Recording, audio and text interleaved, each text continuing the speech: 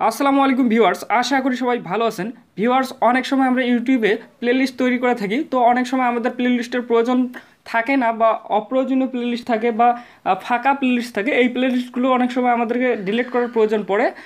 তো আবার অনেক সময় প্লেলিস্টের নাম পরিবর্তন করারও প্রয়োজন পড়ে। তো আজকে আমি আপনাদের দেখাবো কীভাবে আপনারা প্লেলিস্টের নাম পরিবর্তন করবেন বা এডিট করবেন এবং আপনাদের অপ্রয়োজনীয় প্লেলিস্ট আপনারা কিভাবে ডিলিট করবেন। তো বন্ধুরা, চলুন শুরু করা যাক।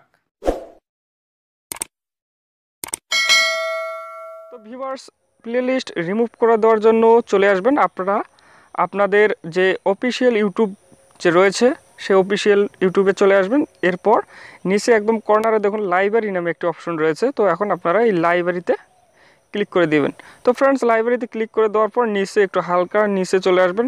আসার পর আপনারা আপনাদের তৈরিকৃত প্লেলিস্টগুলো দেখতে পারবেন। তো এখানে যে অপ্রয়োজনীয় প্লেলিস্টগুলো রয়েছে, তো এখান থেকে আপনারা কিভাবে ডিলিট করবেন সেটি দেখাচ্ছি। তো দেখুন, এখানে একটি প্লেলিস্ট রয়েছে দুইটি, ফটো এডিটিং টিউটোরিয়াল।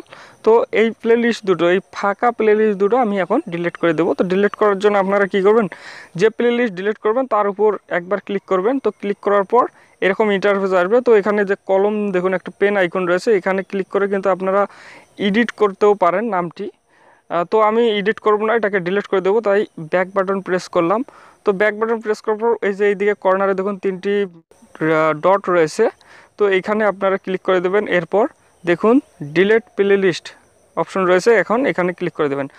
তো এরপর ডিলিটে ক্লিক করলেই কিন্তু প্লেলিস্টটি ডিলিট হয়ে যাবে।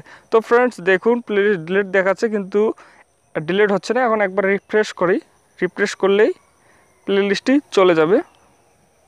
তো ফ্রেন্ডস দেখুন, এখানে দুইটি প্লেলিস্ট ছিল, একটি চলে গেল অলরেডি। তো এখন আমি এই প্লেলিস্টটিও ডিলিট করে দেবো। তো ডিলিট করার জন্য প্লেলিস্টটির উপর ক্লিক করলাম। এরপর এই তিনটি ফোটার মতো মেনু অপশনে ক্লিক করলাম। এরপর ডিলিট প্লেলিস্টে ক্লিক করলাম। এরপর কনফার্ম করে দিলাম ডিলিট। তো ফ্রেন্ডস, আবার আমি একবার রিফ্রেশ করি।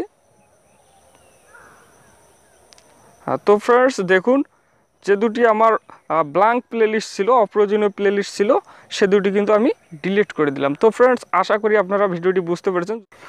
যদি ভিডিওটি ভালো লাগে একটি লাইক দেবেন, যদি কোনো মতামত থাকে তা কমেন্ট করে জানাবেন, আর অবশ্যই এই চ্যানেলটি সাবস্ক্রাইব করবেন পরবর্তী ভিডিও সবার আগে পাওয়ার জন্য। ধন্যবাদ।